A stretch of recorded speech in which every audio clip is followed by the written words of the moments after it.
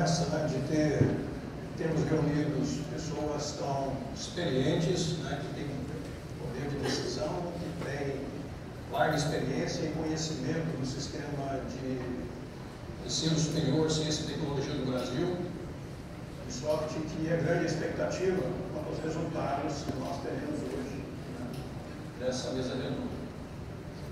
Eu gostaria primeiramente de apresentar os nossos debatedores e explicar à audiência a dinâmica que foi definida para a realização dessa mesa redonda, sabendo que, é claro, o tempo é limitado e nós temos que trabalhar para que a gente aproveite da melhor maneira possível esses breves momentos que nós temos. Então, a mesa redonda é composta pela doutora Denilza Moreira de Miranda, que é especialista em desenvolvimento industrial do Instituto Oswaldo Lodge do Conselho Nacional da Indústria, o professor Dr. Carlos Américo Pacheco, diretor-presidente do Conselho Técnico Administrativo da FAPESP, o brigadeiro engenheiro Luiz Sérgio Heiselmann, diretor-presidente da Fundação Casimiro Montenegro Filho, das Fundações de Apoio do Instituto Tecnológico de Aeronáutica, o professor Dr. Jefferson de Oliveira Gomes, professor do ITA e presidente do Instituto de Pesquisas Tecnológicas IPT de São Paulo. Então, antes de fazer a apresentação detalhada dos debatedores, nós vamos ter uma exposição de cada um deles, com duração aproximada de entre 10 e 12 minutos, né, que eles vão livremente falar sobre suas experiências, trazer suas sugestões, suas reflexões a respeito do tema abordado nesse evento. Eu vou tomar a liberdade de sinalizar os debatedores, né, quando a gente se aproximar dos 10 minutos, da tentativa de manter a agenda, né. Depois, nós vamos passar para a fase de perguntas e respostas. Então, eu quero relembrar que vão estar disponíveis pedaços, né, folhas que poderão ser anotadas. As perguntas deverão ser feitas preferencialmente por escrito e trazidas a nós para que a gente possa fazer a compatibilização e, eventualmente, a filtragem para poder do caminho do tempo que nós temos, né? Muito bem, então eu vou passar agora a leitura rápida dos currículos dos nossos convidados, começando pela doutora Denilza, mais conhecida como Silvia Miranda, que é bacharel em Ciências Sociais, com mestrado e doutorado em Sociologia pela USP, trabalhou no Observatório de Inovação e Competitividade do Instituto de Estudos Avançados da USP, no Centro de Gestão e Estudos Estratégicos, famoso CGE, e na Agência Brasileira de Desenvolvimento Industrial, ABI. Atualmente, ZIL integra a equipe da Diretoria de Inovação da Confederação Nacional da Indústria, onde responde pelas agendas de recursos humanos e financiamento para a inovação. Professor Carlos Américo Pacheco, conhecido de todos aqui no ITA, indubitavelmente, possui graduação em Engenharia Eletrônica pelo ITA em 1979, mestrado e doutorado em Ciência Econômica pela Universidade Estadual de Campinas e pós-doutorado pela Columbia University em 2005. O professor Pacheco foi secretário executivo do Ministério de Ciência e Tecnologia e presidente do Conselho de Administração da FINEP entre 1999 e 2002 e secretário adjunto da Secretaria de Desenvolvimento Econômico do Estado de São Paulo em 2007. Foi reitor do ITA no período de 2011 a 2015 e durante a sua gestão tomou corpo um projeto de expansão desse instituto. Foi diretor-geral do CNPEM, do Centro Nacional de Pesquisa em Energia de Materiais, entre 2015 e 2016. É professor do Instituto de Economia da Unicamp e atualmente diretor-presidente do Conselho Técnico Administrativo da FAPESP. O brigadeiro Luiz Sérgio Heiselmann é formado em Engenharia de Infraestrutura Aeronáutica pelo ITA na turma de 81 e optou pela inclusão no quadro de oficiais de engenheiros da aeronáutica após a graduação. Serviu no DCTA por 17 anos, sendo que nos 10 primeiros anos no ITA desempenhou várias funções como chefe de divisão de alunos, chefe da divisão administrativa, chefe do departamento de engenharia e de software da divisão de ciência da computação. Nos 7 anos seguintes, serviu no Instituto de Estudos Avançados, o IAV, manteve as atividades docentes no ITA durante os 17 anos. Concluiu a carreira militar em 2016 no posto de brigadeiro engenheiro e na reserva retornou para São José dos Campos, onde fixou residência. Atualmente, o brigadeiro Heiselmann colabora com a Fundação Casemiro Montenegro Filho, tendo assumido a função de diretor-presidente em abril de 2020. O professor Jefferson Gomes possui graduação, mestrado e doutorado em Engenharia Mecânica pela Universidade Federal de Santa Catarina, em cooperação com a Universidade de Aachen, na Alemanha. Desde janeiro de 2004, atua como professor do ITA, lotado no Centro de Competência em Manufatura, no CCN. Desde 2017, diretor da Fraunhofer Project Center, na relação de cooperação entre a Sociedade Fraunhofer e o CCN. O professor Jefferson orienta pesquisas na graduação e na pós-graduação, sendo bolsista de atividade de pesquisa do CNPq, tem experiência industrial na área acadêmica, na área de engenharia mecânica e de produção. Entre agosto de 2011 e dezembro de 2018, atuou no Senai como gerente executivo de tecnologia e inovação e diretor regional do Estado de Santa Catarina. Desde janeiro do corrente ano, é diretor-presidente do Instituto de Pesquisas Tecnológicas do Estado de São Paulo. Mais uma vez, agradeço a todos os nossos convidados pela vossa presença nesse evento. Passo já a palavra à doutora Silvia para a sua exposição. Bom dia. Agradeço ao ITA pelo convite, parabenizo também aqui pelo evento. Para a gente é mais uma oportunidade importante, né, de dialogar com a academia sobre esse tema que é tão caro para a gente, que é a formação em engenharia. Eu sou Zil, né, trabalho na diretoria de inovação. Na diretoria de inovação a gente faz a coordenação técnica da MEI, Mobilização Empresarial para Inovação, um movimento que nasceu em 2008, com lideranças empresariais que estavam engajadas em debater o tema e com o propósito de tornar a inovação um assunto, né, estratégico para as empresas e também contribuir para a melhoria das políticas públicas. O Pacheco, que está aqui com a gente, ele ajudou na concepção e esse movimento hoje é o principal fórum de articulação entre indústria, governo e também academia, porque a gente também tem diversas ações, né, feitas junto com o setor acadêmico. Mas, fundamentalmente, a ideia é que a gente consiga reunir as grandes lideranças, os CEOs, para debater com alto escalão de governo na melhoria do nosso ambiente de inovação. E na MEI, a gente trabalha com 6 agendas. Uma delas é a Agenda de Recursos Humanos para a Inovação, e nós criamos em 2017 o Grupo de Trabalho para o Fortalecimento das Engenharias, que foi mencionado aqui ontem, né, pelo Afonso. A Embraer é coordenadora desse grupo, e o GT ele foi o resultado de um trabalho mais longo da CNI, que já tem mais de 10 anos, que discute a necessidade de modernização dos cursos de engenharia, de readequação de currículos. A gente conseguiu formar esse grupo em parceria com empresas, né, o governo e diversas universidades, entre elas o ITA.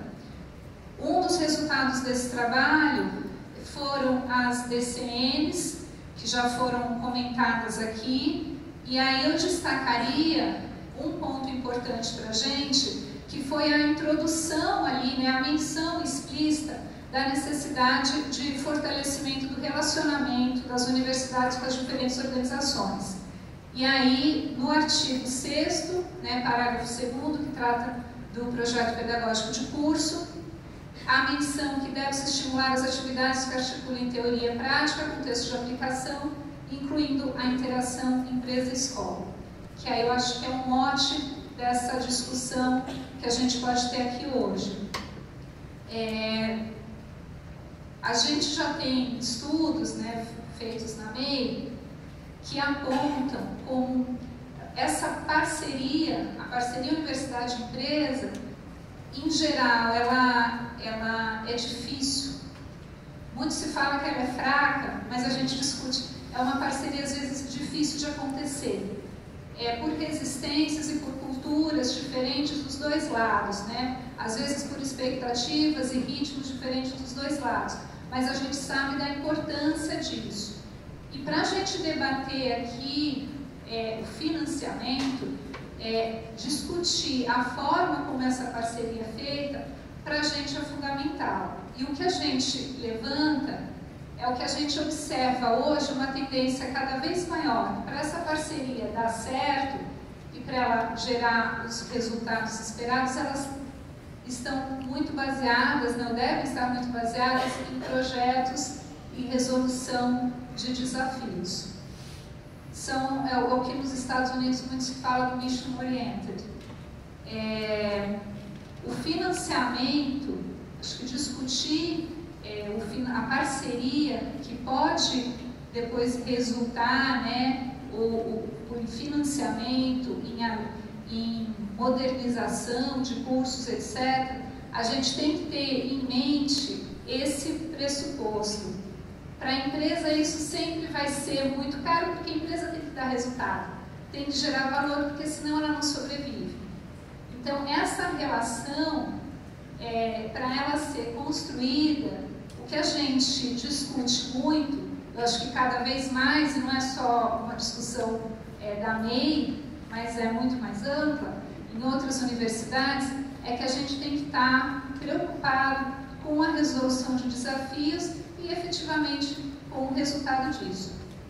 E aí eu comento assim, porque foi muito recente, uma empresa que faz parte da MEI e está com a gente no GT, ela foi convidada para uma reunião numa importante universidade aqui do Brasil. O projeto é super interessante, tem a ver com capacitação de professores, com formação, né, de pessoas para as áreas de ciência e tecnologia, matemática e tal. E apesar do projeto ser muito bonito, como a empresa me relatava, a forma de negociação, né, o que foi colocado na mesa foi assim: olha, vocês poderiam vir doar, olha, a gente vai ter um espaço super legal, e seria muito importante se a empresa pudesse contribuir com equipamentos, fazendo doação de equipamentos. E até aí ok, mas e como é que a gente viabiliza, né? Qual que vai ser a contrapartida? E a contrapartida imediata foi: não, mas a gente vai colocar uma placa na sala, no laboratório, informando que esse laboratório foi financiado com os recursos da empresa X. E aí a empresa me dizia: Zico, a gente vai se esforçar para fazer essa doação, mas os termos, a contrapartida não pode ser essa. A gente tem que negociar outras coisas. Então, eu acho que por isso eu quis deixar, eu acho que esse é uma mensagem importante para a gente pensar na modernização, nos investimentos, em formas de parcerias conjuntas, que não dá para a gente pensar mais na lógica que é a placa na frente do laboratório. A gente precisa encontrar outras formas de trabalhar junto. E ontem eu acho que foi bom a Mauá já ter trazido o exemplo ontem, porque eu acho que a Mauá traz diversas formas de parcerias possíveis, onde a empresa pode sim montar um laboratório, mas depois ela pode dar capacitação ali dentro. Né? Você tem outras formas de trabalhar em conjunto, que eu acho que é isso que a gente vai ter que pensar para discutir, para rever, né? Pensar em novas formas de parceria. Aqui eu já estou quase finalizando, mas eu trago só 2 trabalhos que foram feitos pelo pessoal do Conselho, a Federação dos Conselhos de Competitividade. Fica nos Estados Unidos e eles criaram um grupo, um fórum com lideranças de pesquisa e da universidade, é assim que eles chamam. Lideranças de pesquisa podem ser empresas também. São 40 membros ao redor do mundo que fazem parte desse fórum, com diversas universidades, Universidade de Singapura, Universidade Queen Mary University, Arizona, enfim, tem várias universidades que estão presentes. E um dos pontos, né, um dos trabalhos que eles produziram, a conclusão foi essa. Né? As universidades são ótimas para resolver problemas específicos, mas a integração ainda é um desafio, integração de diferentes áreas. E as universidades que conseguirem, num ritmo razoavelmente rápido, por isso eles colocaram SPID, fazer essa integração, conseguir trabalhar de uma forma, né, mais integrada, mesmo internamente, que a gente sabe que é complicado, elas estariam à frente. Então, é um desafio, mas é uma questão que está colocada. O segundo trabalho, e eu recomendo, acho que vale a pena vocês terem acesso depois, a gente fez uma reunião no nosso GT com o Alvarez, o Roberto Alvarez, que ele é um brasileiro, ele está como diretor executivo do GFCC, e acho que as universidades também gostaram da palestra. Ele mostrou esse estudo que foi feito, desse estudo participaram 18 universidades, também diferentes universidades, e eles levantaram boas práticas de parceria com foco em inovação. Então, o que as universidades, quais as boas práticas que eles possuem, que eles implementam, com foco em inovação. Aí eles criaram essa categoria, né, são 8 categorias, são 52 boas práticas divididas nessas 8 categorias, e eles, pelas informações, conseguiram separar o que era uma prática um pouco mais tradicional, que seria a geração 1, até coisas mais disruptivas que estão acontecendo, e que eles dizem, bom, são ações que as universidades estão fazendo que às vezes a gente nem esperava que elas tivessem. Aí, com isso, eu já vou encerrando. Ele levanta aqui pelo menos 5 tendências.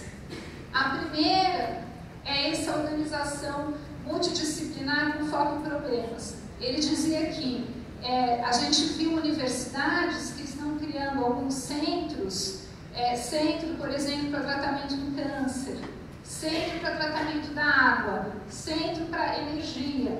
E aí eles unem diferentes competências para conseguir trabalhar em cima daquele problema. E aí com isso você também consegue atrair um olhar diferente, porque você está entregando um resultado diferente. Fronteiras mais fluidas entre universidades e o mundo ao redor.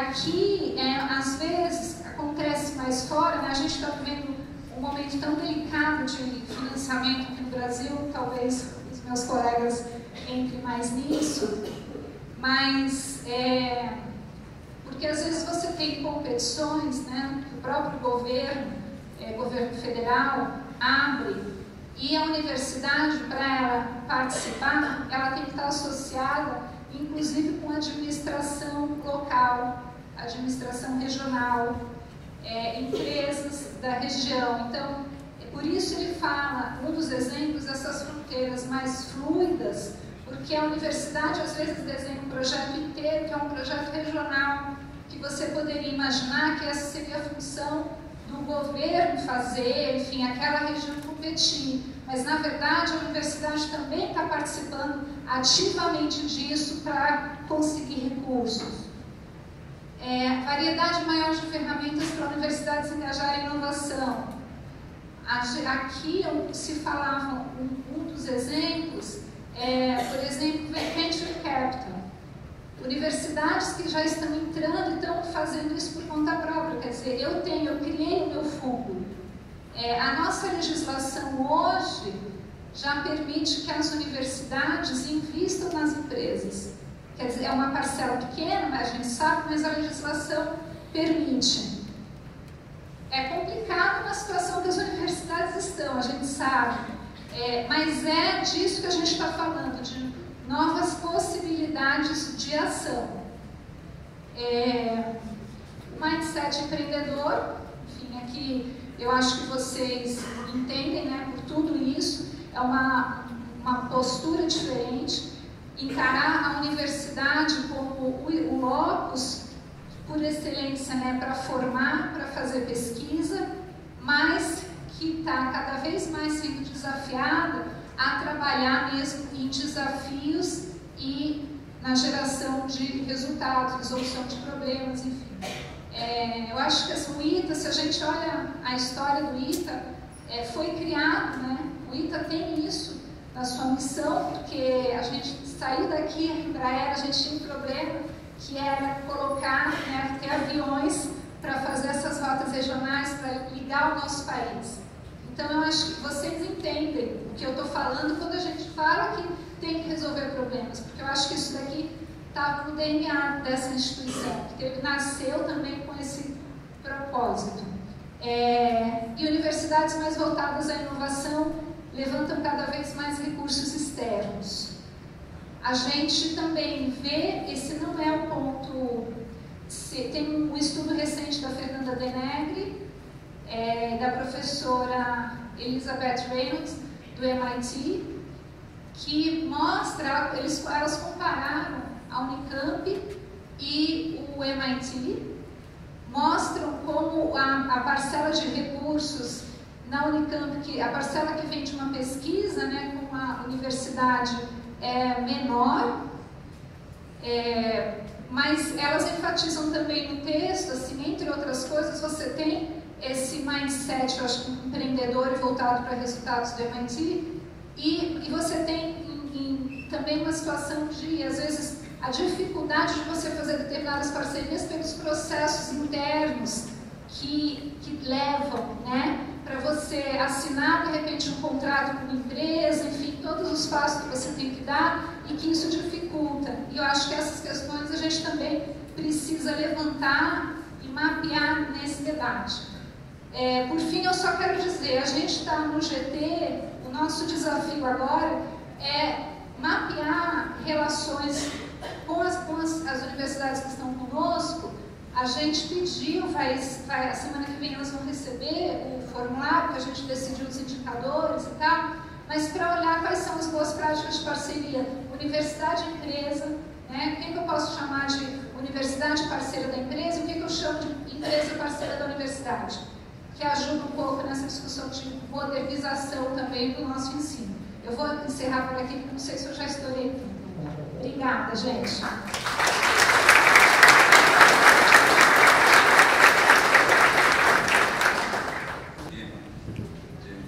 Um monte de gente conhecida ali, vou ficar completando só o Sacani, quase mais velho que os outros, tem mais gente mais velha que conhece.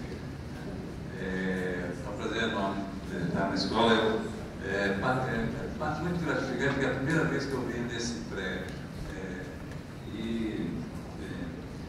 Soube que tem problema, mas fico muito contente de ver a construção do prédio. Numa mesa dessa aqui, com o tema financiamento, com asilo, com Jefferson e com o Harry, o único que tem dinheiro sou eu, então vamos ficar todo mundo querendo descobrir como é que a gente vai financiar essas coisas. Então, assim, a FAPESP é a única agência aqui presente. Então eu vou falar das outras agências, onde tem dinheiro que você pode tentar ir buscar.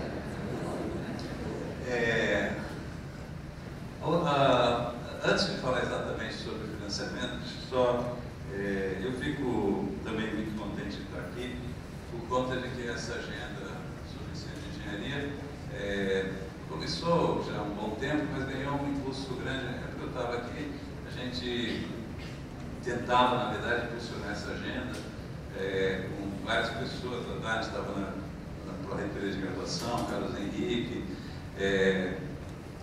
Emília, um monte de gente.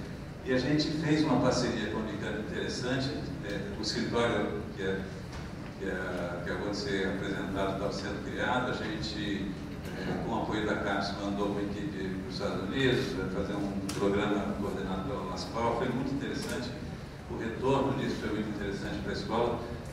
Mas o esforço interno na física no começo, de mudança do laboratório, depois na química, e o apoio dos ex-alunos, da turma 61 em particular, etc., e a criação da IDEX foi um curso vital para isso, porque era visível ver, inclusive nos alunos da graduação, do primeiro e segundo ano, o esforço de se dedicar àquilo, porque na verdade não era o problema só da grana que eles recebiam para apoiar o projeto, mas eles apresentavam um monte de gente sênior que tinha passado pela escola. É um enorme prazer, uma enorme realização para eles. Então eu acho que isso dá uma base muito interessante para a gente trabalhar.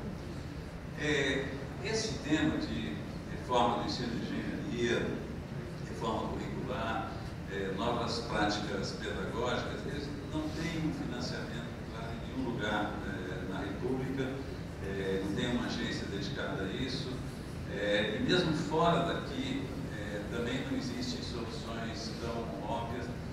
O lugar que talvez seja mais fácil fazer isso é a Inglaterra, por conta de um programa que não tem a ver com o financiamento com os conselhos de ciência, o Research Council inglês, mas tem a ver, na verdade, com o fato que eles têm um mega projeto que se chama Skills, que é um projeto dedicado, na verdade, a identificar quais são os perfis profissionais que a Inglaterra precisa para os próximos anos. Isso está muito mais na área econômica, na área educacional, e esse é um lugar que funciona interessantemente. Mas mesmo a Inglaterra acabou fechando o centro que eles tinham de melhores práticas de ensino de engenharia, alguns anos atrás, ele acabou sendo fechado por falta de financiamento. Então, não existe uma solução adequada para isso. A National Science Foundation financiou algumas poucas iniciativas desse centro de Stanford, na Universidade de Stanford, que em 2010, que a Ruth Garner relata naqueles relatórios, etc. Tem muito material produzido por isso, mas não tem uma solução. No Brasil, a coisa mais exitosa que a gente teve foi o PRODEN, um programa de engenharia que a FINEP organizou. Na verdade, o Longo, na época que estava na FINEP, o Longo era um aficionado pela discussão sobre o ensino de engenharia, era membro da Academia Militar de Engenharia, da Academia Nacional de Engenharia, etc. E o Longo se dedicou muito a isso e desenhou, com recurso do PADCT, um programa interessante que era o PRODES. O PRODES tinha dois componentes. O REENGE, que na verdade financiou vários desafios entre as escolas, com coisas bem fora da caixa, coisas simples, etc. De fazer, a molecada tem que fazer um barco de papel para atravessar um lago, tá certo? E competições entre as escolas e coisas relativamente simples e bem pensadas. E o RECOP, que era uma rede de escolas de engenharia para estimular melhores práticas, etc. Isso foi financiado basicamente, apesar de ser concebido pela FINEP, quem financiou isso foi a CAPES e a CESUR. Então eu acho que é conveniente ter em vista de que a CAPES é a coisa mais... se é procurar alguém que possa financiar isso, a vítima principal é a CAPES.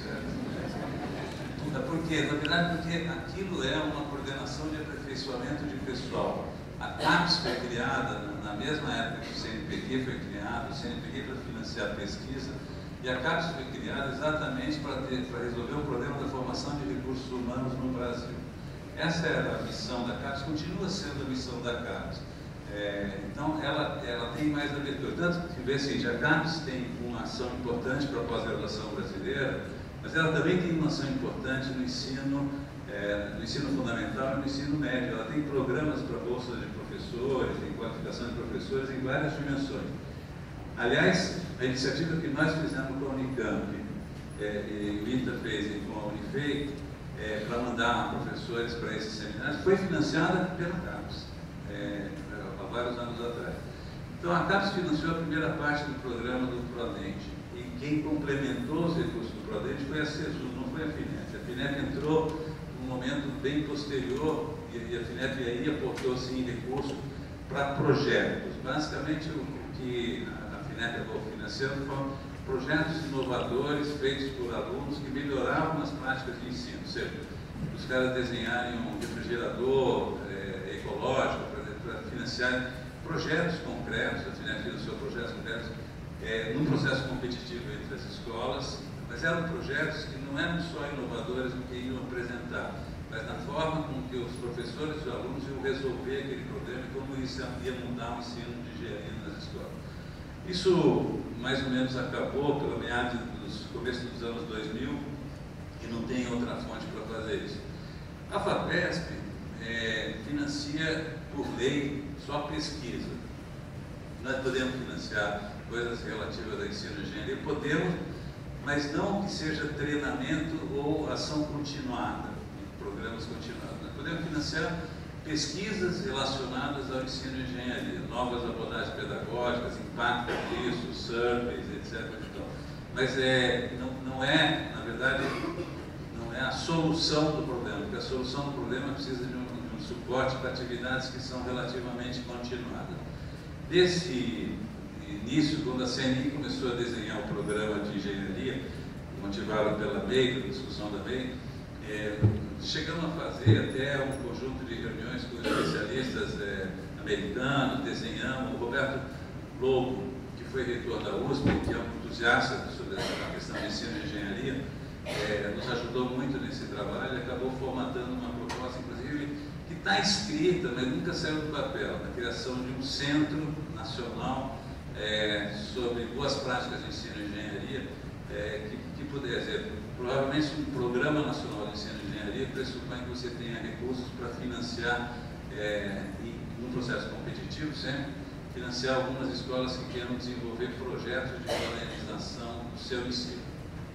Mas o que a experiência internacional recomenda, por exemplo, esse centro de Stanford, o centro da Coreia, esse centro que fechou na Inglaterra há anos atrás, é que talvez um hub que possa servir de um espaço onde você pode trazer professores de várias escolas para experimentar novas práticas pedagógicas, para produzir material didático, para repercutir e, sobretudo, para fazer oficinas concretas junto com professores sobre novas métodos. Podia ser uma boa investimento. Então, a gente concebeu isso, está escrito até, nunca teve êxito do ponto de vista de encontrar financiamento, mas entre as vítimas, vamos ver o seguinte, o ministro de Ciência e Tecnologia é engenheiro, o secretário executivo é engenheiro, o presidente da FINEP é engenheiro do IME, o outro não é do ITA, o outro é do IME, o Júlio eu não sei, acho que é poli. O presidente do CNPq é engenheiro do ITA, o presidente da CAPES é engenheiro formado na graduação do ITA. O presidente da FINEP é engenheiro do IME. São todos engenheiros, certo? Então, o que eu sugiro é o seguinte, que a gente recolha os projetos que a gente já tem praticamente acabados, e formule, não acho penoso, no momento que o Brasil vive, qualquer projeto desse será penoso. Penoso no sentido de que vai ter que levar 400 vezes, não sei quantos gabinetes, conversar e tal. Mas eu não tenho dúvidas que saberão ouvir, como engenheiros que são, vão receber e vão ouvir, etc. O Brasil não vai ficar nessa situação caótica assim a vida inteira. Pode ser que demore para sair, mas assim, não é possível, assim, é uma situação absolutamente lamentável. Em algum momento a gente sai desse negócio. Então tem que escrever, porque é o seguinte, não adianta só ter uma boa ideia na cabeça, tem que botar no papel isso, tem que engenheirar um projeto dessa natureza. Então aqui tem muitas representantes de boas escolas de engenharia. O que eu sugiro, isso a gente pode ajudar vocês, é engenheirar esse projeto. Obrigado.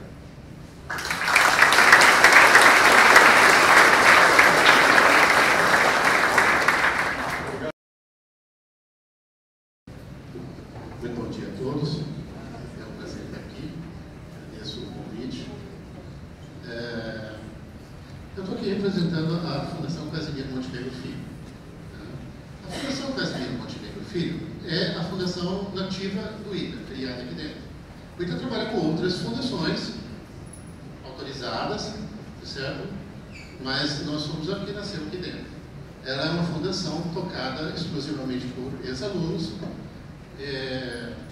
que tem na sua diretoria e que doam tempo de trabalho, nenhum deles é remunerado. Tá? Obviamente, a fundação foi criada para adotar o item de flexibilidade para receber diversos tipos de financiamento dos seus projetos. Institucionalmente, os nossos objetivos têm a ver com o desenvolvimento da ciência e tecnologia, tá certo? Com a disseminação desse conhecimento e com o fomento à inovação e empreendedorismo. Okay? Nesse último aspecto, a gente mantém uma incubadora aqui dentro do DCTA, né, onde jovens empresas começam a abordar o mercado, digamos assim. Essa foi uma iniciativa que começou com incentivos da cidade de São José dos Campos. Depois a cidade montou outras incubadoras e os recursos municipais foram diminuindo. Esse ano a gente conseguiu o patrocínio do CTA, com a dispensa de aluguel das instalações, e a gente vem então tocando a incubadora. Tem um site, um estande na mostra, onde os seus comunidades vão ir visitar os projetos que as empresas estão desenvolvendo aqui. Quanto aos outros dois linhas de ação, então, em disseminação do conhecimento, a gente tem programas já com bastante sucesso, como o mestrado profissionalizante da Embraer, né, como o curso de pós-graduação em Data Science do Itaú, né, que tem dado muito bons resultados. Bom, linhas de financiamento que a gente trabalha. A gente procura trabalhar com toda e qualquer linha de financiamento, tá certo? Procurando sempre atender da melhor maneira possível o financiador. Né? Cada financiador tem características específicas para fazer o seu investimento. Então, basicamente, nós temos recursos públicos e privados. Recursos públicos vêm das agências de financiamento, né? Vêm de empresas públicas, que por vezes, por obrigação de lei, são obrigadas a investir uma porcentagem em ciência e tecnologia, certo? Principalmente Petrobras, concessionárias de energia elétrica, etc. Também recursos orçamentários diretos, né? de órgãos do governo federal que querem desenvolver projetos em parceria com o INPE. Bom, todas essas linhas de financiamento têm problemas para a fundação, tá certo? Em geral, agências de financiamento estabelecem porcentagens pré-determinadas e que ficam normalmente bem aquém dos custos da fundação, certo? Há pouco assinamos uma agora com a FINEP, que vai a 3% para a fundação, para ela fazer toda a gestão administrativa do projeto. É claramente impossível, né? Então, o que acontece? A nova lei de inovação ela permite até 15% e a gente tem repassado esse custo para as privadas. Né? Isso sobrecarrega as privadas e torna menos atrativo para as privadas. Recursos orçamentários podem ir até 15%, mas tem que ser comprovados, exclusivamente gastos no projeto. Então, isso é bom, diminui custos fixos da fundação, tá certo? Mas não permite compensar déficits gerados pelas agências financiadoras. Né? Bom, quanto aos privados? Então, privados também podem ser de qualquer ordem. Tá? Empresas que queiram desenvolver produtos com o ITA ou queiram melhorar seus processos de produção com o ITA, tá certo? Que trabalham com diversas maneiras, podem ser termos de parceria personalizados às necessidades das empresas. Então, a gente tem vários, a maior parte são desse tipo. Mas a gente tem doações clássicas, como a senhora falou, daquela que põe a plaquinha na porta do laboratório, né? A gente tem também doações até de pessoas privadas, pessoas físicas. Doa com uma finalidade específica e a gente executa naquela finalidade específica. O que está acontecendo? Em função, acho que, da dinâmica atual do mercado, as empresas têm se retraído. Então, o que a gente tinha, tipo, 85% em 2017 de recursos de empresas privadas, hoje esse número está em 45%. A gente vê uma forte retração, tá certo? E que, se essa tendência continuar, daqui a pouco projetos como esse da FINEP de 3% não vão poder ser suportados pela fundação, né? Então isso é uma coisa preocupante. De qualquer forma, a fundação ela ainda tem uma ação financeira razoável para continuar trabalhando, e a gente imagina que esse mercado tenha uma nova dinâmica nos próximos anos, né? De qualquer forma, é isso aí. A fundação, então, ela procura realmente estabelecer um termo de parceria com as empresas, atendendo as características específicas de cada uma, e se sujeita aos editais dos financiadores, de toda e qualquer ordem, né? Recursos orçamentários têm sido uma nova vertente que tem se mostrado bastante promissora, com várias parcerias com institutos aqui do próprio CTA, e secretarias de fora daqui, que têm repassado recursos para que a Fundação o gerencie. Em tese, isso que eu tinha para falar sobre as fontes de financiamento, e a Fundação em si, ela está aí para viabilizar toda e qualquer oportunidade que o Instituto tenha. A gente costuma usar muito a rede de ex-alunos para ter contato com as empresas e através deles, conseguir atrair as empresas para parcerias com o Instituto. Fico à disposição.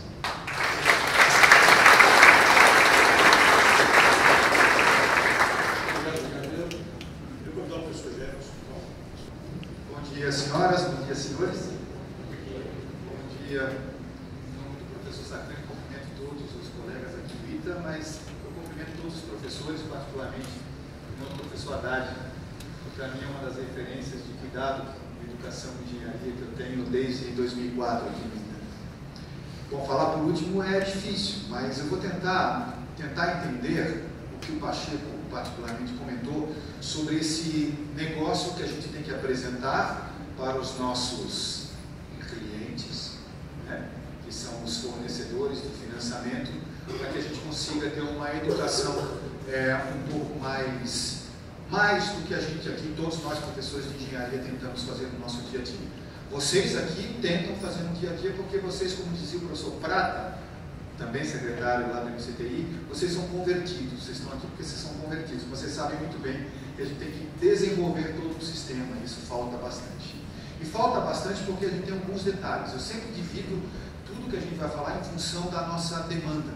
Eu não sei se todo mundo está sabendo, mas particularmente eu divido a demanda em 3 pedaços. Primeiro, a demanda do mundo novo. Hoje, e é importante deixar bem claro para vocês, hoje nós temos 3,5 milhões de pessoas na face da Terra que trabalham com algum tipo de carteira de trabalho. Vocês sabem disso? 3,5 milhões. A gente tem 7,6 milhões, 3,5 milhões. Tem algum tipo de carteira de trabalho no planeta.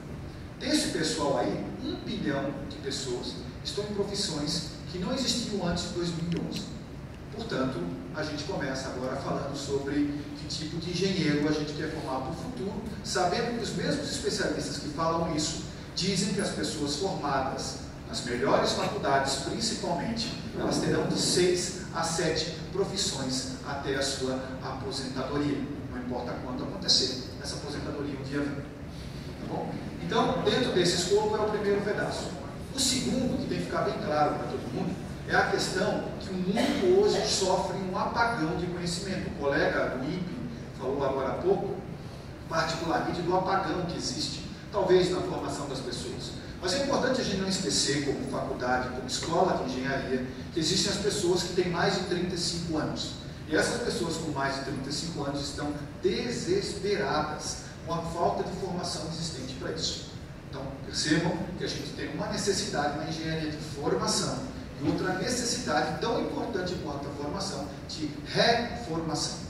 E daí nessa questão de reformação, o ensino de engenharia também modifica bastante. Eu coloquei como terceiro ponto dessa reformação, só para, terceiro ponto, antes de entrar no terceiro ponto, eu coloquei ainda na reformação, alguns desafios que estão na nossa cara. Aqui em São José dos Campos, para quem é aqui de São José dos Campos, tem uma fábrica de automóveis que vai fazer um investimento agora de 7 bilhões de reais na sua planta. Essa planta, particularmente, dizem eles, é completamente recheada de tecnologias que o mundo chama de tecnologias exponenciais. Classicamente, não estamos preparados para formar essas pessoas. Mas tem um detalhe importante. Não somos só nós que não estamos preparados. O mundo todo está com muita dificuldade para a formação dessas pessoas. Aí eu faço um estudo, que eu faço parte de um grupo no Fórum Econômico Mundial, que a gente estuda a formação do futuro. O futuro da força de trabalho. E lá, alguns colegas fazem várias medidas. E recentemente foi feita uma medida nas empresas alemãs. Eu não estou falando das empresas de outro país, estou falando das empresas alemãs. E lá verificaram que nas empresas de pequeno porte e médio porte, uma escala de 0 a 5, somente 2 é o valor medido para essas empresas em termos de conhecimento das novas aplicações de engenharia. Portanto, professor, realmente é um apagão que a gente tem de informação no mundo e não existe até hoje, em nenhum lugar hoje, decentemente falando, alguns financiamentos que são diretamente relacionados a como é que a gente trabalha esse povo todo. E por final, que é o terceiro ponto, a principal causa de contratação de uma pessoa no mundo hoje são as características técnicas. E a principal causa de desemprego dessa pessoa hoje são as habilidades cognitivas. Portanto, a gente precisa sim da interdisciplinaridade que a senhora colocou muito bem na sua apresentação. A gente precisa juntar. Então, demanda, a gente tem mais ou menos definido do que a gente precisa montar. A gente entra então no segundo patamar, que é a questão de integração. Sim, todas as nossas academias, todos os nossos habitats de formação de pessoas são divididos no tríplice ponto caracterizado por pesquisa. Eu acho que aqui, pesquisa, essa instituição aqui do qual eu faço parte, ela é uma referência nacional. Acho que a gente está numa situação muito melhor do que grande parte da média brasileira em termos de acesso a desenvolvimentos tecnológicos. É meio que claro isso. Mas a pesquisa é composta também pelo ensino, que é uma função da nossa capacidade de entendimento da demanda, nossa capacidade de desenvolvimento de pesquisa, mas fundamentalmente a nossa capacidade de entendimento da extensão. E aí vai um outro ponto importante, que é a necessidade de extensão de engenharia. E aqui, para o nosso caso especificamente do ITA, é importante deixar bem claro que a gente precisa da extensão para 2 pilares. Um pilar clássico, a aeronáutica. Nós temos que desenvolver tecnologias, temos que desenvolver conhecimentos para o setor aeronáutica. E um outro setor clássico é o setor da sociedade. E daí, quando a gente entra na sociedade, eu dividi aqui em saúde, sustentabilidade, mobilidade e energia, que é praticamente o que são os drivers que são colocados pelo mundo afora, que são de desenvolvimento. Então, a gente tem que garantir a extensão para os nossos alunos de engenharia, que sejam aplicados para as demandas da aeronáutica. E um outro também trabalha fortemente para demandas de sociedade nesses 4 pilares. E se a gente chega nesses 4 pilares, não tem como fugir de uma questão básica, que é a nossa relação com empresas. Relação com empresas, elas, em qualquer lugar do mundo que se desenvolve alguma coisa relacionada a isso, em qualquer lugar do mundo, o Estado faz uma parceria fortemente com as empresas. Então, trabalhar com empresas e Estado em projetos estratégicos é fundamental. E aí eu entro no terceiro ponto, que é o meio. o meio que a gente está envolvido. E aí eu gostaria só de uma reflexão. Tudo bem, nós não temos uma retração imensa agora do setor industrial. Fato. Nós vivemos no setor industrial, isso é fato. É temporário, como o professor Pacheco colocou, mas é fato. No entanto, fazendo uma análise, uma reportagem, uma revista chamada Exame, há umas 2, 3 semanas atrás, em que eles colocaram o papel dos nossos unicórnios, empresas startups que se desenvolveram, os unicórnios. Unicórnios são empresas que foram vendidas por mais de $1 bilhão. Eles fizeram uma análise das empresas brasileiras e também fizeram daqueles que serão os próximos unicórnios. Pegaram as 10 e pegaram os próximos 10. E aí, eu não sei se vocês repararam nessa pesquisa, quase 80% do povo é formado na USP.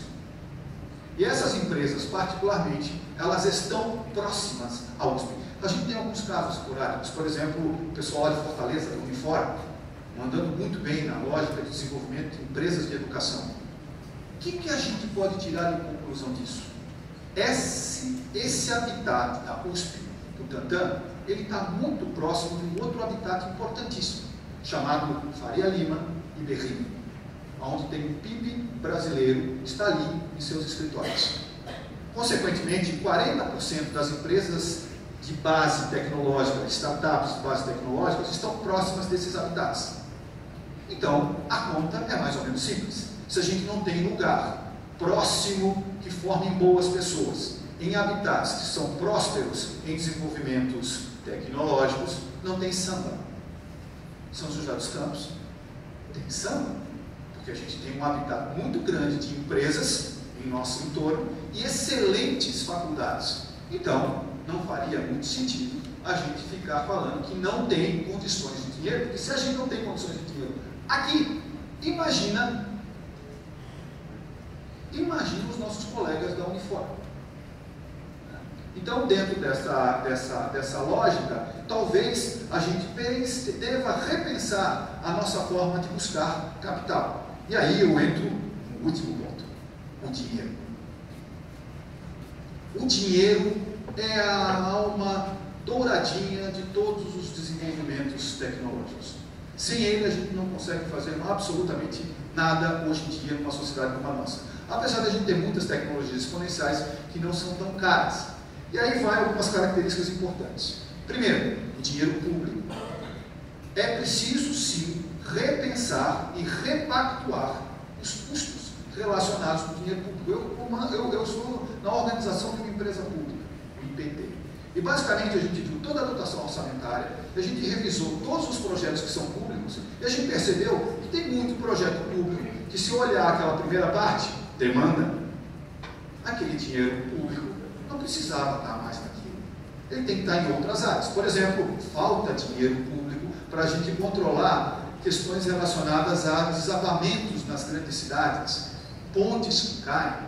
Falta dinheiro, é difícil. A gente sofre um colapso de infraestrutura no país. No entanto, a gente aplica alguma parte desse dinheiro, não é dinheiro de pesquisa da FAPESP, é dinheiro do nosso dia a dia, em atividades que não são tão aplicáveis para o dinheiro público. Poderia ter uma parceria privada maior. Bom, como é que a gente repensa isso? Gestão para isso. Só que não adianta nada falar só de dinheiro público se a gente não tentar entender de onde pode vir o dinheiro privado. É importante dizer que o dinheiro público para a inovação, se a gente considerar o nosso percentual de capital aplicado em inovação, já dizia o professor Prata, e esse cidadão começou isso muito claro quando estava na secretaria lá do Ministério da Ciência e Tecnologia, o percentual de investimento em pesquisa aqui no Brasil, percentual, não é muito diferente do percentual de outros países. A diferença é que a gente não tem a complementaridade do setor privado. E aí atividades como o Embrapa têm crescido nessas ações que são de profunda complementaridade. Mas, terminando aqui a minha fala, eu queria dizer para a gente atentar que existe hoje uma grande oportunidade para a gente buscar capital. E aí é a aplicação dela. Um marco legal da inovação, a Lei 13.243. E aí, o jogo é completamente diferente. A gente pode buscar levantamentos, a gente pode buscar dinheiro, possibilidades para melhorar os nossos processos de educação, fazendo atividades que são complementares. Por exemplo, na lei, o ITA pode ser sócio de startups.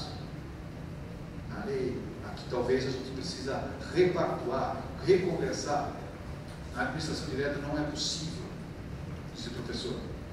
Mas é isso que a gente está tentando fazer lá em São Paulo, aqui na cidade de São Paulo. Então, dentro dessa lógica, tem várias aplicações desse marco legal que podem ser utilizados para a gente trabalhar melhor o nosso processo. E eu finalizo aqui dando um clássico, uma clássica situação que foi o caso como, professor? O caso como, né? O caso como. O caso como é maravilhoso. A gente tem um aluno aqui, Cono, né? É um aluno que eu particularmente, a gente trouxe uma vez para fazer uma apresentação para, na época, a presidente Dilma, de uma luva que ele tinha desenvolvido, que ele conseguia se comunicar com as pessoas utilizando essa luva. Vocês lembram disso? Coda, caso Coda. Tá? Esse guri é absurdo, está na MIT agora. Recentemente, eu não sei se vocês receberam, eu recebi no grupo do WhatsApp uma mensagem que mostrava um filme da gurizada lá do MIT, que montou uma empresa que era justamente a luva do Coda. Eu não sei se eu fico feliz com isso ou se eu fico triste, porque particularmente na hora que foram pesquisar sobre esse cara, sobre esses caras dessa empresa, eles falaram que pegaram dados específicos de uma gurizada que tinha feito um trabalho bacana lá no Brasil e agora montaram uma empresa lá nos Estados Unidos. Eu acho que tem chance, aplicando o marco legal da inovação, para a gente mudar algum patamar aqui na minha vida. A palavra inovação aparece em duas circunstâncias interrelacionadas em todas as intervenções que foram feitas. Primeiro, a inovação no processo de formação de engenheiros.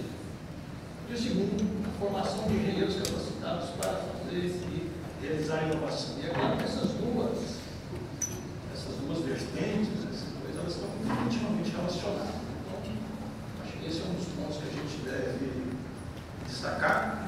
Né? E outra questão, o professor Pacheco levantou de maneira bem objetiva, a questão do financiamento. E nas duas falas, nas falas que nós tivemos ontem, ficou claro, pelo menos para mim, que a inovação no processo de formação de engenheiros e modernização do ensino custa dinheiro. Né? Nós vimos o exemplo da Mauá, nós vimos a fala do engenheiro Xavier Fouché, né, mostrando isso claramente. Uma questão que se põe é na situação atual nossa, onde a gente tem um conjunto muito complexo de universidades públicas, além das universidades estaduais, municipais, um conjunto de 64 universidades federais, mais 40 institutos federais, né, onde buscarem como conseguir os recursos para materializar essa inovação segundo os dois prismas que eu mencionei. O professor Pacheco lembrou uma iniciativa realmente muito boa, na época eu já estava no sistema federal, que foi o programa RENINGE. E, curiosamente, ou por coincidência, eu havia resgatado aqui um artigo que foi publicado em 2008, de coautoria do professor Ronaldo Mota, que na época era secretário de Educação Superior do MEC. E nesse artigo, cujo título é As Políticas do MEC para a Educação Superior e o Ensino de Engenharia no Brasil. Então, professor Pacheco, muito interessante, o senhor já deve ter lido, mas aqui são descritas, né, as premissas, os objetivos desse programa, dentro do RECOP, como o professor Pacheco mencionou, tem duas vertentes, né, dois ramos, incluindo o RENINGE, que foi RENINGE é o acrônimo para Reengenharia do Ensino de Engenharia. Vejam bem, isso foi em 2001. Então, me lembro muito bem que o governo, nas diversas instâncias do governo que o professor Pacheco mencionou, e já estava fazendo uma injeção substancial de recursos na época, que permitiram, de certa maneira, uma inovação dos processos de formação das escolas de engenharia das universidades federais que a gente tinha. Então, naquela época. Então, a pergunta que vem, eu gostaria de colocar, para comentar o debate, né, é se uma forma como essa poderia ser retomada. A gente falou que temos que conversar com a CAPES, né, sobre isso daí. Outra coisa é que, de que maneira podemos explorar as parcerias público-privadas? De que maneira o professor José Carlos mencionou ontem, ficou aparente, né, a participação destacada que as empresas têm na melhoria do ensino que foi praticado, que está sendo praticado na Mauá. Então, de que maneira a gente pode fazer isso, de maneira no serviço público também, nas universidades públicas também. E aí, Brigadeiro, eu acho que essa parceria público-privada, né, que vocês vão ter oportunidade de discutir, as fundações de apoio vão ter um papel importante, né? Dadas as especificidades, a flexibilidade, né, que as fundações de apoio foram criadas justamente para isso, conferem a esse processo, né, de financiamento.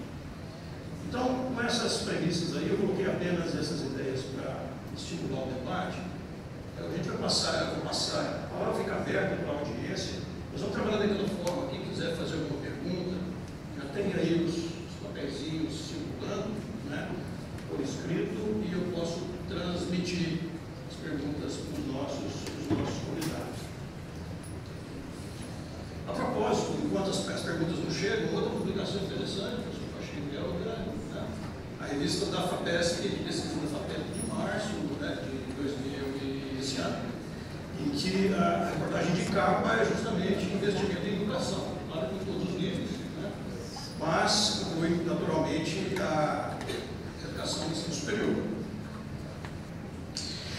Bom, uma pergunta, professora Haddad. O fato é que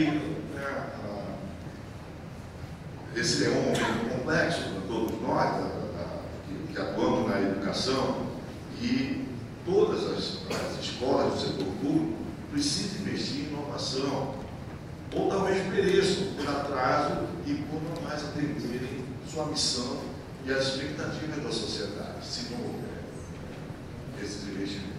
A própria fala do professor Jefferson aponta isso, certo? Ele desenhou um quadro claramente que nós estamos defasados, estamos ficando cada vez mais defasados. A pergunta, então, é: essa percepção é clara para os órgãos de fomento e é clara para o setor produtivo? Ou seja, se não houver uma clara percepção disso, esse esforço vai se aprofundar. Devemos ter esperança que algo dê uma abertura de financiamento às escolas públicas? Obrigado.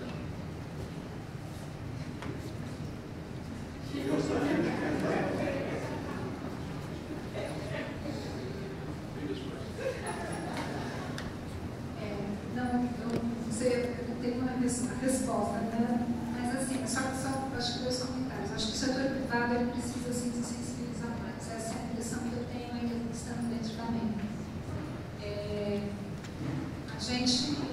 O grupo de trabalho, por exemplo, que foi criado, ele conta hoje com um número significativo de universidades. Eu acho que a gente percebe esse movimento de entender a necessidade de mudança e de modernização, de revisão de currículos e tudo mais.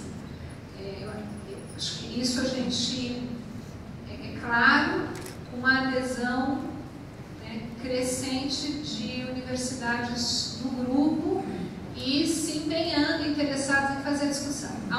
O setor privado, eu acho que ainda precisa, sim, de uma mobilização, porque mesmo para participar dessas discussões ainda é um pouco refratário.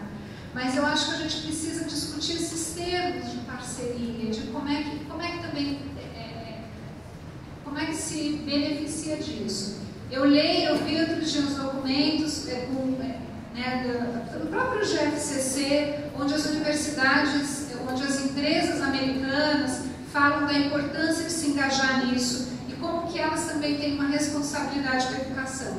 Então, acho que a gente precisa trabalhar isso um pouco mais. E esse trabalho que eu falei rapidinho que a gente vai fazer de boas práticas, eu só esqueci de dizer que são boas práticas na formação dos engenheiros. Eu não estou falando de pesquisa de pós-graduação. A gente quer saber o que está acontecendo aqui no ambiente de graduação, que parcerias que estão sendo feitas e que permitem você melhorar o ensino.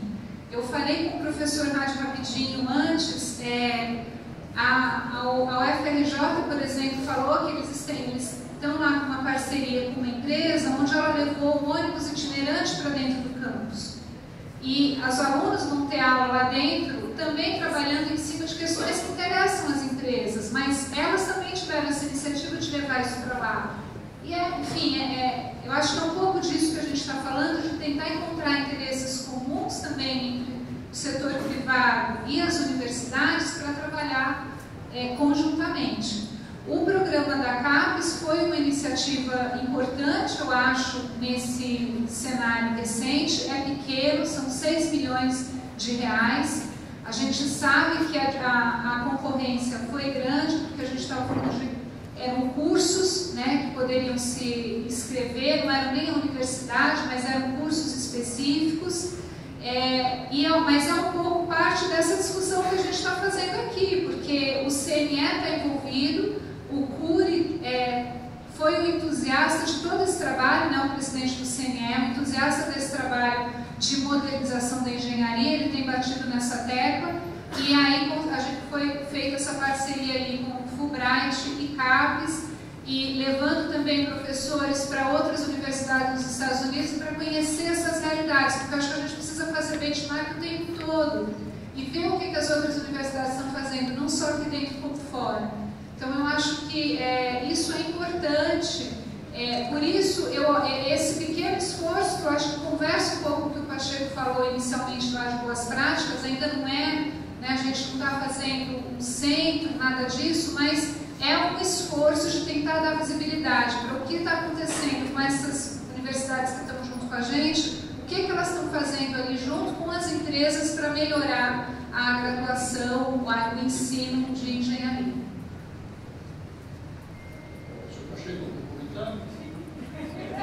Então eu posso passar aqui, uma pergunta imediata aqui para o senhor. Porque já tem aqui a pergunta do Alexandre de Liberal, é aluno do ITA, né? O ex-aluno. Daí, aluno ou ex-aluno? Aluno agora. Então, uma pergunta direta para a FAPESP. É possível a FAPESP apoiar um projeto aeronáutico desenvolvido por ex-alunos do ITA, em parceria com o ITA, sendo sediado em Recife? A FAPESP financia projetos desenvolvidos em São Paulo, independente de ter parceria, mas ter parceria, o Centro de Pesquisa de Engenharia que a gente tem com, por exemplo, em São Carlos, Federal de São Carlos, tem participação da Federal de Santa Catarina, de várias universidades.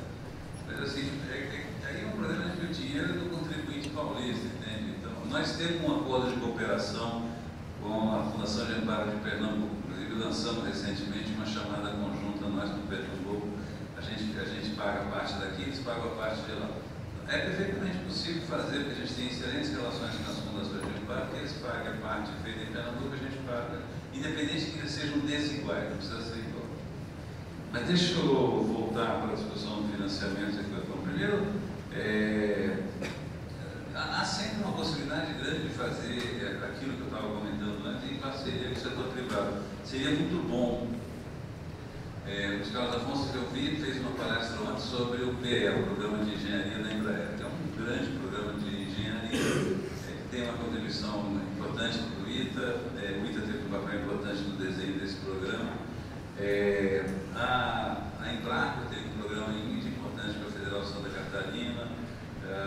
A Motorola desenvolveu um programa muito importante em Campinas anos atrás, que acabou gerando o Eldorado, o Instituto Eldorado, para fazer a complementação da formação de engenheiros na área eletrônica e telecomunicações de várias universidades do Brasil. E era uma espécie de última milha na formação para ver se eles chegavam melhor preparados para o mercado. Então, várias empresas têm experiências dessa tipo. A Petrobras tem várias experiências desse tipo espalhadas por várias universidades do Brasil. Então, eu não acho difícil fazer isso. Difícil aqui é coordenar várias iniciativas privadas para um programa nacional. Para um programa pontuais, é perfeitamente possível. Se é para fazer um desenho de um programa mais amplo, coordenar tudo isso é um pouco mais complicado. Mas deixa eu aqui fazer algumas observações. A discussão sobre relação universidade e empresa, em qualquer lugar do mundo as pessoas reclamam. Não funciona, o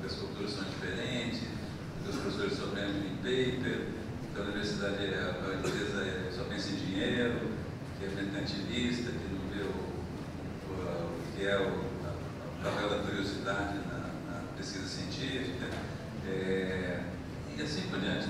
Isso é uma relação complicada. Eu me lembro de anos atrás de ler um relatório da National Science Foundation, quando fala sobre isso, dando depoimentos de todo mundo reclamando nos Estados Unidos da relação universidade e empresa. Então, em qualquer lugar do mundo, isso é uma coisa complicada. Tem a ver com a lógica, com a cultura, etc. Tem a ver com o... A nossa situação no Brasil não é tão ruim quanto parece.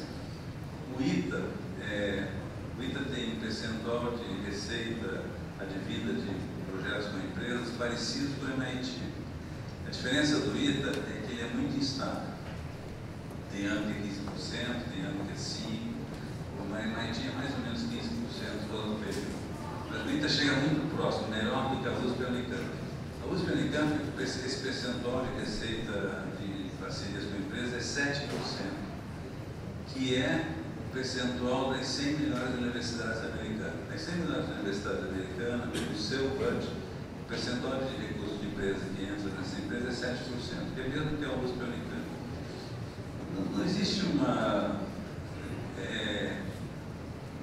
as nossas dificuldades em relação à universidade e empresa são muito parecidas com as de outros lugares do mundo, com o agravante de que, do ponto de vista jurídico no Brasil, a natureza institucional da universidade brasileira é muito atrasada, porque ela chega a ser, que é o caso absurdo do ITA, que é a administração direta, mas o fato de ser uma autarquia ou uma fundação também não facilita muito para as outras instituições. Comparado ao que o grosso das universidades americanas, tirando a Universidade da Califórnia, são instituições privadas sem fins lucrativos, com uma agilidade gigantesca, uma governança de outra natureza, e são privadas sem fins lucrativos. Entende?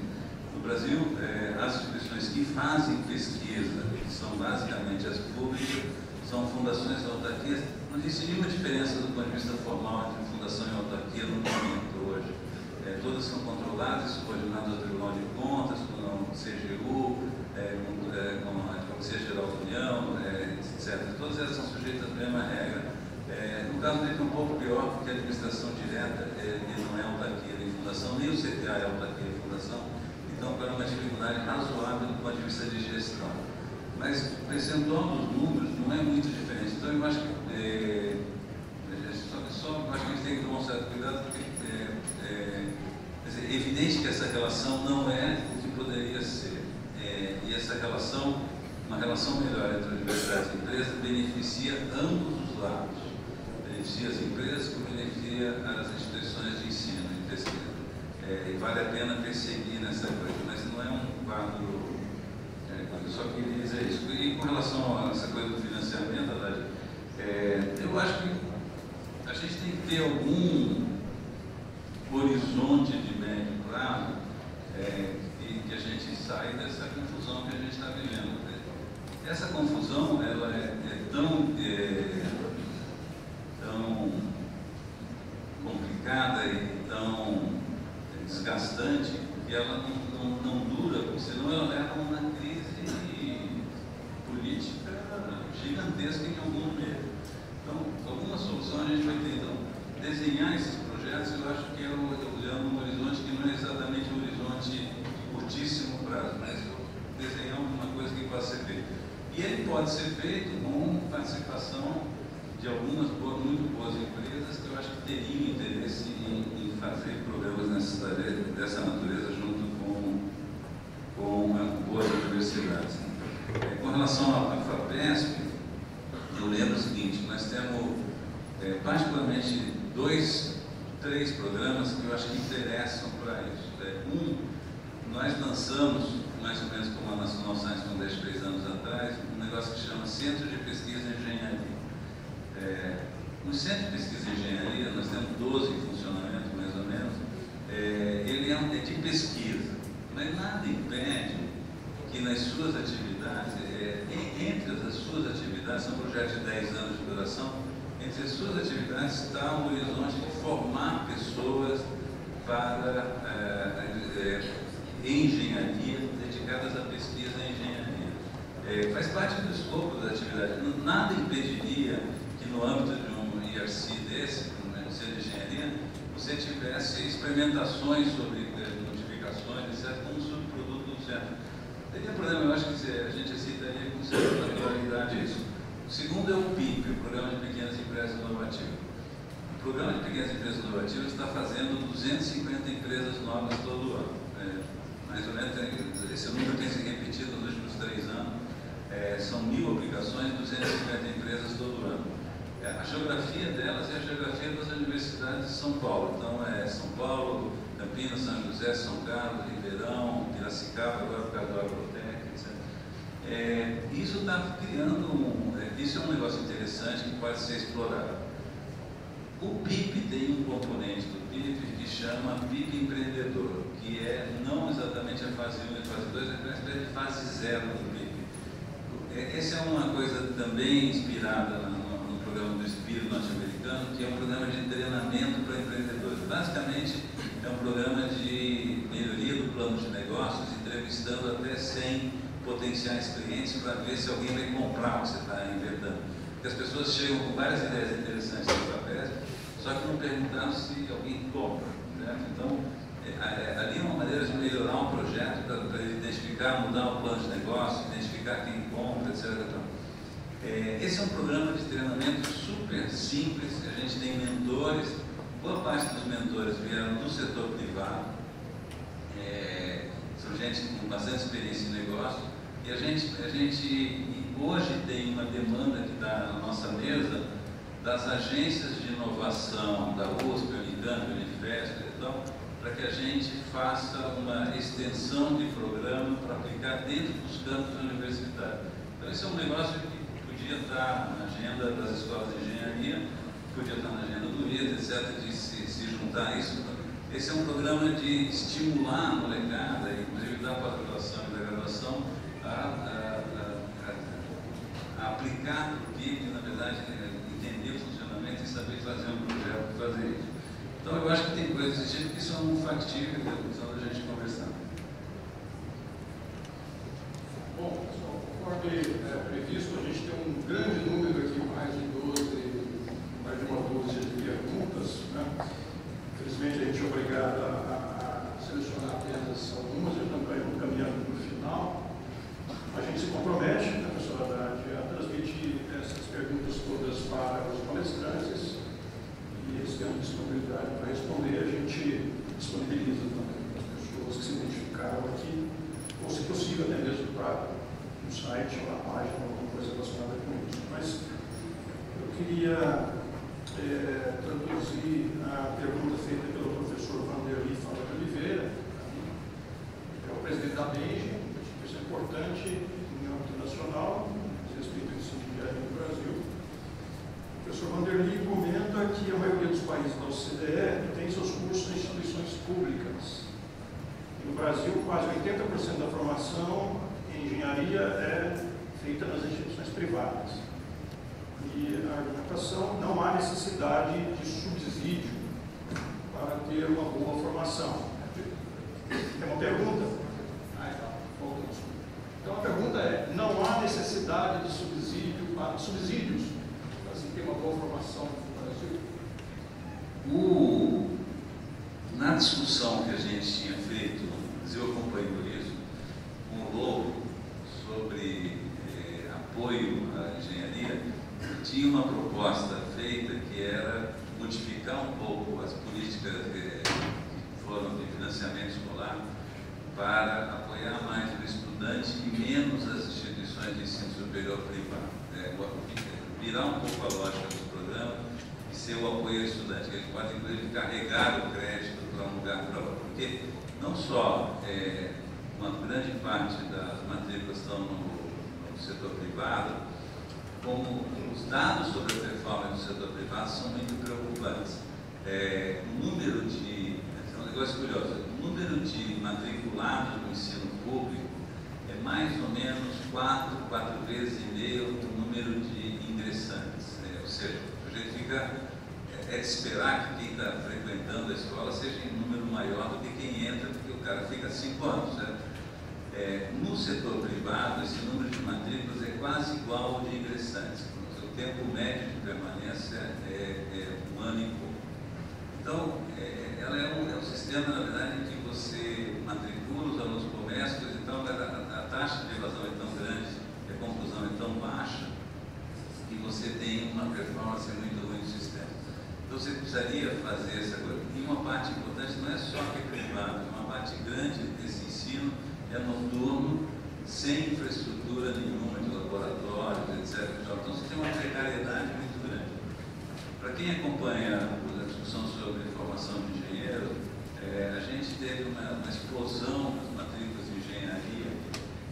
Eu escrevi um artigo na convite do IES tempos atrás, dizendo que ia faltar engenheiro, depois deu uma explosão das matrículas de engenharia, e a molecada que foi estudar engenharia ficou desempregada, porque não tem emprego para ele. O pessoal de pé, é uma polêmica se falta ou não falta engenheiro. É uma polêmica complicada, porque na verdade o meu argumento é que se o Brasil um dia quiser se desenvolver, vai precisar de mais engenheiros do que tem, porque é o único país dos 35 do OCDE que tem o menor número de engenheiros por habitante. É uma espécie de jabuticaba, encontrando um jeito de se desenvolver que não precisa de engenheiro. Então a discussão sobre a iniciativa, mas eu sei o que acontece hoje, que depois que veio a crise de 2013, 2014 para frente, esse setor privado que expandiu a demanda enorme, ele cortou vagas. O setor privado encolheu a partir de 2014 para frente. Então você tem uma redução de oferta de vagas e redução de matrícula, porque a molecada também está se formando, está conseguindo emprego, os alunos deixam de se candidatar para se formar em engenharia. Então o mercado meio que se ajusta desse lado. Só que se a gente for confiar na formação de engenharia exclusivamente ao mercado, eu acho que não vai dar certo. Com esse perfil de 4 anos, com a permanência 1 ano e pouco, sem laboratório, noturno, etc., é uma coisa bastante complicada. Talvez a gente não tenha condição de reverter isso, mas se a gente não tiver condição de reverter isso, a gente precisava encontrar um pouco o que o Jefferson falou, de como é que a gente pega esses egressos e reforça certas capacitações técnicas para que eles possam se habilitar para o mercado de trabalho. Porque esses jovens são engenheiros que não vão conseguir trabalhar com engenharia. Bom, eu tenho uma solicitação do senhor engenheiro João Gomes para fazer uma fala, uma apresentação. Estou pedindo para o senhor. Eu pedi 3 minutos para falar. Primeiro eu vou usar um pouquinho desses 3 minutos para me qualificar. Tá certo? Eu sou um cara que veio aqui para a vida. Prestei exame só para o ITA, por uma razão. O ITA dava alimento, dava moradia, dava não sei o que, dava não sei o que. Então eu prestei, queria fazer engenharia, e prestei só, prestei 2 vezes, a primeira foi junto com o colegial, tá certo? A segunda vez tá certo? Tive funções importantes, depois, em um determinado momento, comecei a quis ser empresário. Fui um empresário modesto, nunca entrei no banco, nunca tive competência para entrar no banco e buscar dinheiro. Então, fala de dinheiro, eu não fui buscar dinheiro de ninguém, eu peguei o meu dinheiro que eu tinha ganho trabalhando, tá certo? E fui construir a minha vida. Tá? Tive sucesso. Tive 17 empresas, todas pequenas, nada coisa grande, uma delas foi muito bem, tá certo? Outras foram bem, tá certo? E outras foram mal, essas daí eu fiz. Tenho experiência disso, sou o mais velho daqui, com certeza, vou fazer 83 anos em alguns dias. Tá? Essa é a minha qualificação. Nessa condição que eu queria passar uma mensagem. O dilema que eu quero apresentar para a direção das escolas, todas, é o dilema do cara que adora cavalos.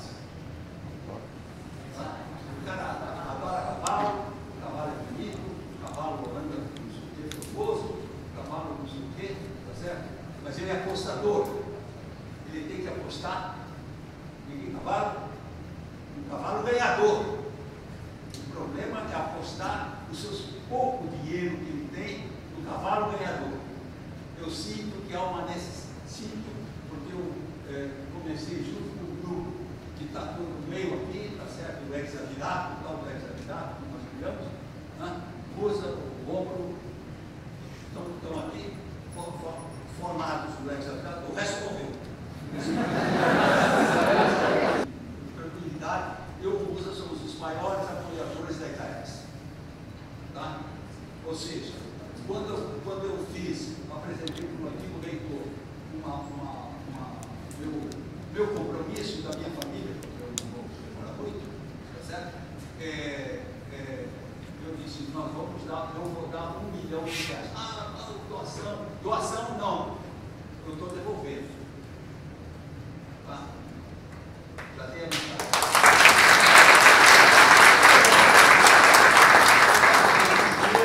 Dinheiro não é o importante. Essa mensagem, dinheiro não é importante.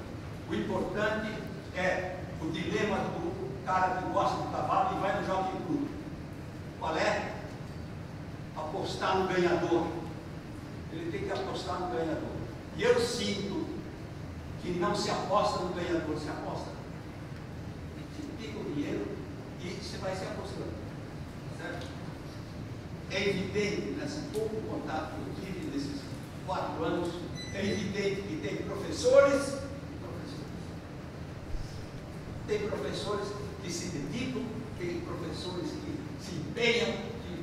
É evidente a experiência de 17 empresas como empreendedor, não como empregado.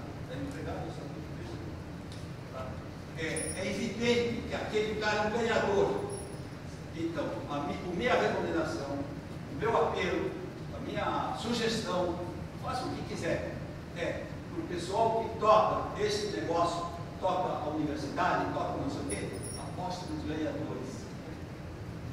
É lá que o resultado vai dar. Certo? E eu não sinto isso, para ser honesto.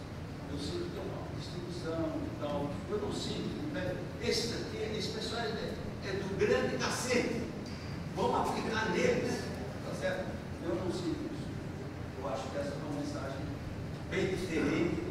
Dinheiro, falta de dinheiro. A falta de dinheiro é uma desculpa também. É uma desculpa, gente. Eu falo como empresário. O cara que saiu do nada e que não tinha dinheiro. Tá certo? Aposta nos ganhadores e vai pôr um pouquinho dos ganhadores esse negócio.